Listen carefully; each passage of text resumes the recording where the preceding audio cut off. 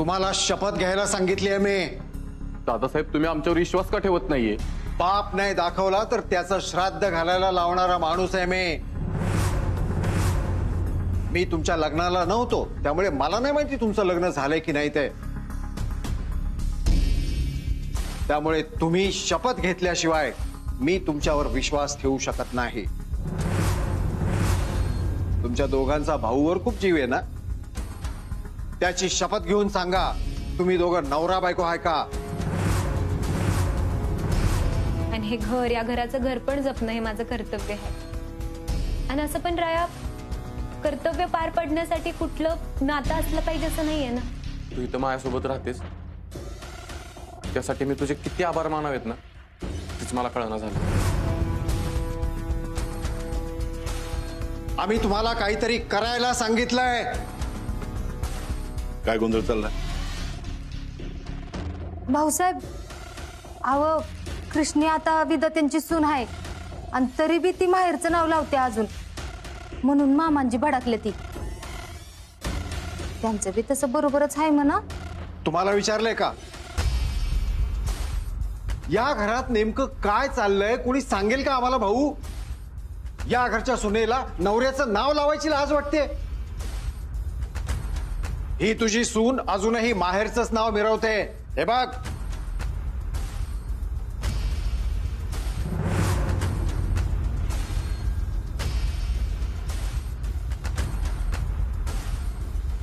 बरं मग यात एवढं चिडचिड करण्यासारखं काय? ज्या नावानं आपली ओळख निर्माण झालेली असते त्याच नावानं वावरायला आवडतं माणसाला. कृष्णा काही फक्त विधात्यांची सून नाही, तर तिने स्वतःची एक ओळख निर्माण केली आहे. त्यामुळे तिने सासरचं नाव लावावं ही जबरदस्ती तिच्यावर करणं योग्य नाही. ज्या क्षणाला ही मुलगी विधात्यांची सून झाली त्या क्षणाला विधात्यांच्या मान सन्मानाची जबाबदारी तिच्यावर पडली. तिने विधात्यांचं आडनाव न लावणं हा विधात्यांचा अपमान आहे. आणि फक्त आडनाव लावल्याने विधात्यांचा मान सन्मान ना वाढणार आहे ना कमी होणार. उलट आपण आपल्या घरी आलेल्या सुनेला कसं वागवतो त्याने विधात्यांचा मान सन्मान वाढणार आहे किंवा कमी होणार. मान सन्मानाच्या गोष्टी तू आम्हाला शिकवायची गरज नाही. तूच मर्यादा सोडून वागतोयस तर बाकीच्यांकडून काय अपेक्षा ठेवायच्या? तुझ्या या सुनेला कपाळाला कुंकू लावायला नको, जोडीनं पूजेला बसायला नको, नवऱ्याचं नाव लावायला नको. मग लग्नच कशाला केलंय ना? मला खात्री आहे या दोघांच्यात नवरा बायकोचं नातच नाहीये.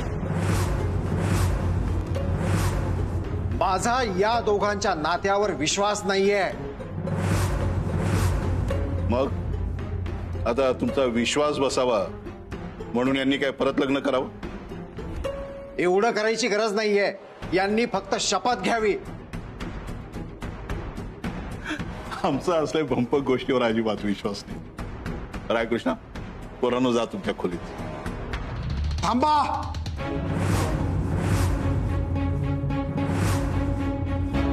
जोपर्यंत तुम्ही या नात्याची खात्री करून देत नाही तोपर्यंत तुम्ही या जागेवरून अजिबात हलायचं नाही. गरज नाही. आम्हाला नाही वाटत त्यांनी त्यांच्या नात्याची परीक्षा द्यावी म्हणून. पण आम्हाला गरज वाटतेय ना. मी बाप आहे तुझा आणि आपल्याकडं बापाच्या पुढं पोराला बोलायचा अधिकार नसतो. हे माझं कुटुंब आहे आणि मी या कुटुंबाचा प्रमुख आहे. त्यामुळे मी जे सांगेन तेच होईल. अहो कशाला? तुमच्या दोघांपुढे मी हात जोडते. तुम्ही लगेच माझं तुझं करू नका. अहो तुमची एकच इच्छा आहे ना, राया कृष्णाने शपथ घ्यावी.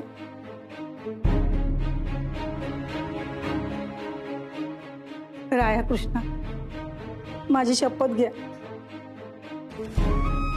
आणि ह्यो विषय इथंच संपून टाका. ही? घ्या.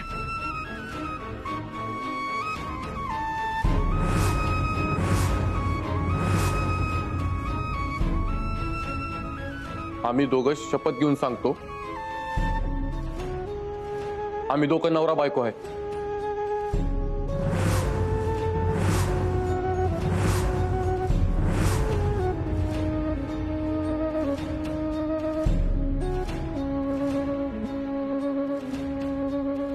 मम्मी आता बाद झालं.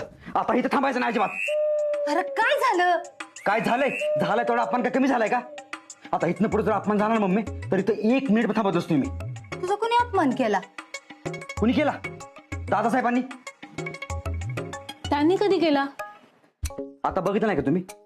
दादासाहेबांनी राया आणि कृष्णाला शपथ घ्यायला लावली आणि मला शपथ घ्यायचं बोललं पण नाही कोणी. जर मला कोणी शपथ घ्यायला लावली असतं ना, तर अख्ख्या दुनियेसमोर मी ओरडून सांगितलं असतं की माझं अंतरावरती खूप प्रेम आहे आणि आम्ही दोघांनी लग्न केलंय.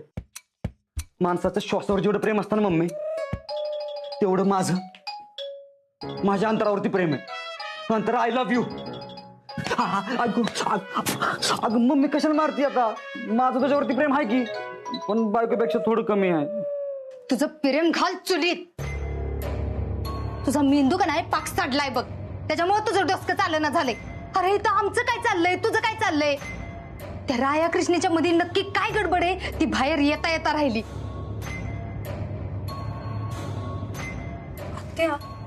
ते दोघांच्या नात्यात काहीतरी गडबड आहे हे आपल्या लक्षात कसं आलं नाही ग? माझ्या देण्यात आलं होतं. फक्त त्यांच्यात नक्की काय बी नसलंय का नाही ती कळत नव्हतं. मम्मी तुला आमच्यात काय बिनसारखं वाटतंय का ग? मेंदू वाटताना हा कुठे बाहेर गेलेला का ग आत्या? असं काय बघतोयस तू? राय आणि कृष्णाचं चाललंय ना इथे, तर आपला काय संबंध? ऋतिक, जशी लगीन झाल्यापासून का नाही तू लईच येड्यागत करायला लागलायस बघ. तुझ्या संगतीत राहून राहून तुझी काय अवस्था झाल्या, अरे मला बघवणं झालंय. तोंड बंद कर एकदम. अजिबात शब्द काढायचं नाही तोंडातनं. माझा आधी डोसकं फिरलंय बर का, तू आणि फिरवू नगस. त्या राया कृष्णीचं काय चाललंय त्यातनं मार्ग निघाना झालाय. तू म्हणतेस तसं त्या दोघांमध्ये सगळं व्यवस्थित असतं तर दादासाहेबांसमोर शपथ घ्यायला एवढा वेळ लागला नसता त्यांना. त्या दोघांच्या नात्यामध्ये नक्कीच काहीतरी बिघडलंय आणि ते काय बिघडलंय हे शोधून आपल्या सगळ्यांच्या समोर आणायलाच हवं. आणलीच म्हणून समज. मी गुली हाय गुली, आणि समद्यांच्या चाव्या कधी कशा फिरवायच्या का नाही ती मला चांगलंच ठाव आहे. तू काय एवढा त्रास करून घेते स्वतःला? त्रास होणार राया. जोपर्यंत आपण खोटं वागत राहणार त्रास होतच राहणार. तू चल, पण आत्ताच्या आत्ता जाऊया आणि घरच्यांना सगळं खरं सांगत. चल तू. कृष्णा, तुला काय येड लागलंय का? ह्या सगळ्याचे काय परिणाम होतील तुला कळतंय का? मला सगळं कळतंय राया. आपल्यात जे काय चाललंय ना ते मला नाही सहन होते. जी व्यक्ती माझ्या पाठीशी खंबीरपणे उभी राहते, ज्या व्यक्तीनं मला आईच्या मायेनं सांभाळलंय, त्या व्यक्तीची मी स्वतःच्या स्वार्थासाठी खोटी शपथ घेतलीये. मी आज स्वतःच्याच मनातनं उतरलीये राया. मी स्वतःच्या नजरेला नजर पण नाही भिडवू शकत आहे. हे सगळं आपण का करतोय? हे सगळं का करतोय आपण राया? आपल्या प्रेमासाठी. जे खोटं वागायला शिकवतं ते कसलं प्रेम?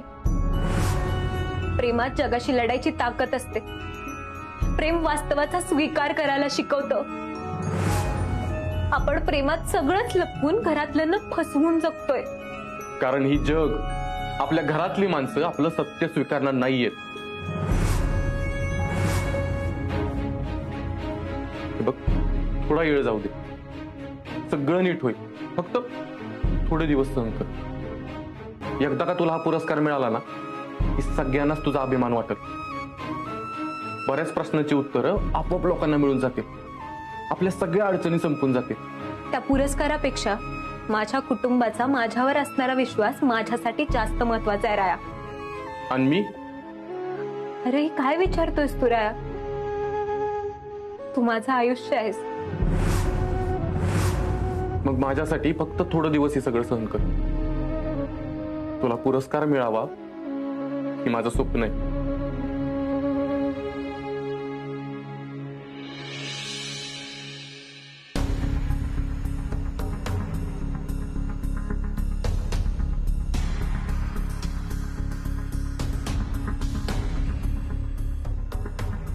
काय चाललंय तुमचं? आम्ही तुम्हाला आधीच सांगितलं, ह्या घरात जुने विचार तेवढे स्वीकारले जातील जेवढे झेपतील. झेपतील तेवढेच म्हणजे? उद्या म्हणाल हे जुने विचार, रीतिरिवाज, परंपरा आम्हाला अजिबात झेपत नाहीत, आम्ही त्यांचा नाही स्वीकार करणार, मग काय हे समजा वाऱ्यावर सोडून द्यायचं? आमच्या म्हणण्याचा चुकीचा अर्थ काढताय तुम्ही. हे परंपरा, रीतिरिवाज हे माणसाच्या भल्यासाठी असतात. त्यापासून जोपर्यंत निखळ आनंद मिळतोय तोपर्यंत खूप चांगलं आहे. पण त्यांचा जर जाच होत असेल, त्या जबरदस्तीने तुमच्यावर थोपवल्या जात असतील तर काय उपयोग त्याचा? हे परंपरा माणसासाठी बनल्यात, माणूस परंपरेसाठी नाही. अहो, जसा काळ बदलतो तसे माणसाचे विचार बदलतात. तो नव्या विचारांची कास धरतो, किंबहुना त्याने ती धरली पाहिजे. पण तुम्ही तर ह्या सगळ्या गोष्टी बाद ठरवताय. नवे विचार? कोणते नवे विचार? धर्मभ्रष्ट करणारे, संस्कारांना मातीत मिळवणारे? अहो, त्यांना आपली संस्कृती नकोय, परंपरा नकोयत, आणि म्हणून आम्हाला तुमचे असले हे नवे विचार नकोयत. आणि आम्हाला जे पटत नाही ते आम्ही या घरात कोणालाच करू देणार नाही.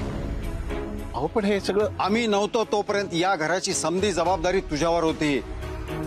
तुला या घराला शिस्त लावायला जमलं नाही, आता आम्ही ती लावायचा प्रयत्न करतोय, तर आमच्या मध्ये मध्ये येऊ नको. लग्न झाल्यावर नवऱ्याचं नाव लावायचं असतं, एवढी साधी शिस्त या घरातल्या सुनांना तुला लावता आली नाही. त्यांना जाब विचारायचा सोडून त्यांना पाठीशी घालतोयस तू, आणि आम्ही त्यांच्यावर संस्कार करायचा प्रयत्न करतोय, तो उलटा आम्हाला शिकवायला निघालास तू. सासरचं नाव लावलं काय किंवा माहेरचं नाव लावलं काय, त्याने घराण्याचा मान सन्मान वाढत नाही, तर त्या मुलीच्या कर्तृत्वानं घराण्याचा मान सन्मान वाढत असतो. आणि तुम्ही ज्या मुलीबद्दल बोलताय ना, कृष्णा, या घरची सून, तिने या घराण्याचा मान सन्मान तिच्या कर्तृत्वानं आधीच वाढवलाय. सीएसच्या परीक्षेत ती महाराष्ट्रात पहिल्या नंबरनं पास झाली. अख्ख्या महाराष्ट्रात तिचं नाव गाजतंय. एखादी परीक्षा पास होऊन घराण्याचं नाव मोठं होत नसतं. त्याच्यासाठी आयुष्यभर घराण्याची अब्रू जपत, परंपरा पाळत, रीतिरिवाजाप्रमाणे वागावं लागतं, आणि ते कसं वागायचं ते आम्ही शिकवणार समद्यांना.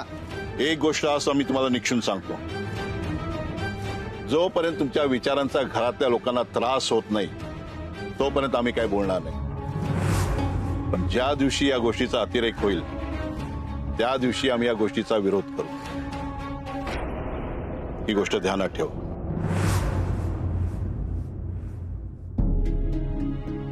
आम्ही दोघं शपथ घेऊन सांगतो, आम्ही दोघं नवरा बायको आहे. देवा, का माझी अशी परीक्षा बघतोयस? मी फुईआजींची आज खोटी शपथ घेतली. फुईआजींची, ज्या सतत माझ्या पाठीशी उभे राहिल्या, या घरात आल्यावर मला जीव लावला, त्यांचीच खोटी शपथ घेतली मी आज. मी मला कधीच माफ करू शकत नाही, कधीच नाही.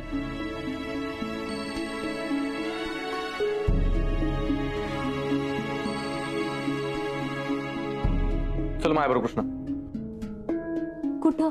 तुझ्या मनावरचं ओझं हलकं करायला.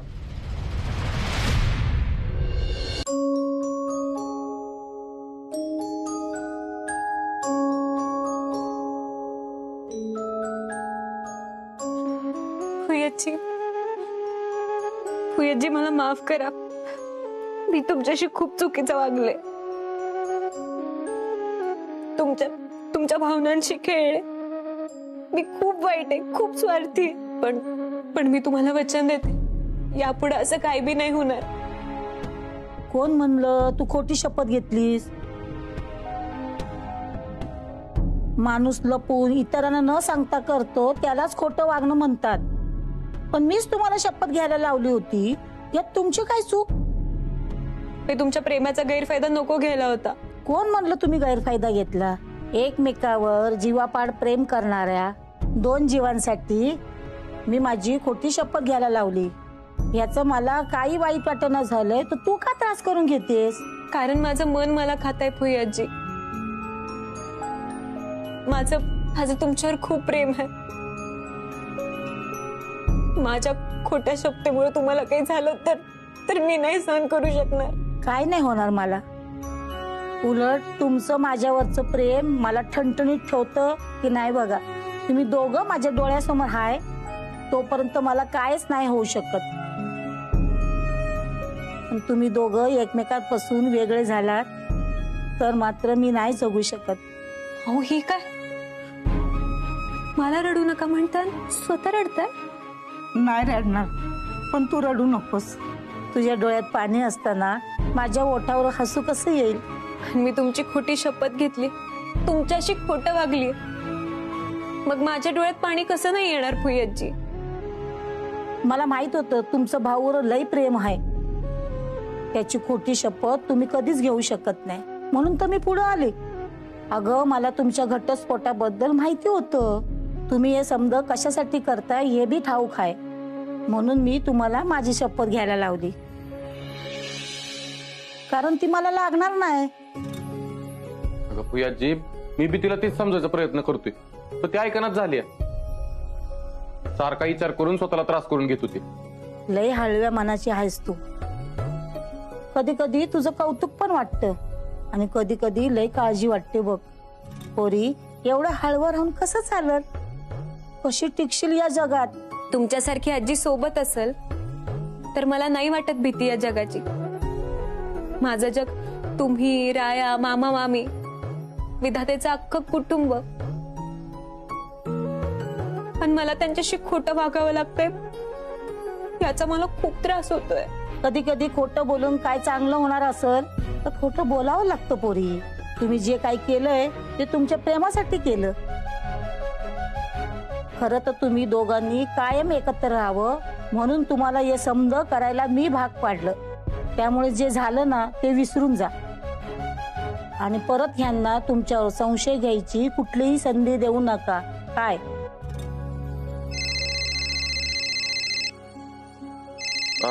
तुम्ही गप्पा मारत बसा, मी आलोच.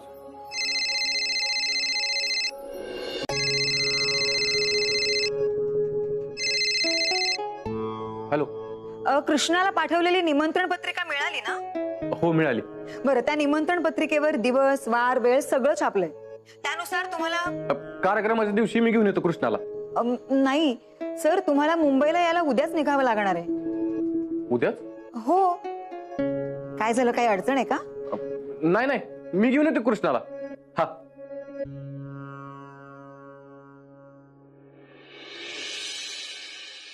कृष्णा, कृष्णा. काय रे?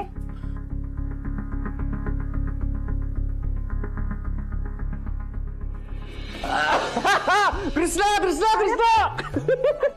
पडेल. अरे काय काय झालं ते तर सांग. अगं, ज्या दिवसाची मी इतके दिवस झाले वाट बघत होतो का नाही, तो दिवस शेवटी आलाच. कृष्णा, तुला पुरस्कार मिळणार आहे. मला ना आत्ताच माझ्या डोळ्यासमोर सगळं दिसायला लागले. बस बस इथं, बस इथं. तू तू अशी थाटा स्टेजवरती बसली आहेस बघ, आणि माईक कुठे गेला? आणि इथं स्टेजवर ना तुझं नाव पुकारतायत. या वर्षीचा पुरस्कार जातोय कृष्णाला. टाळ्या. इधर पुरस्कार. आणि हो पुरस्कार. उठ उठ उठ उठ उठ उठ. आणि असं ह्यो थाटात तू पुरस्कार धरलायस, आणि पुढची सगळी माणसं तुझ्यासाठी उभा राहून टाळ्या वाजवतात. कृष्णा कृष्णा कृष्णा कृष्णा. मला हे सगळं माझ्या डोळ्याने बघायचं आहे. चल आवरायला गे पटकन, आपल्याला उद्याच मुंबईला निघायचं आहे.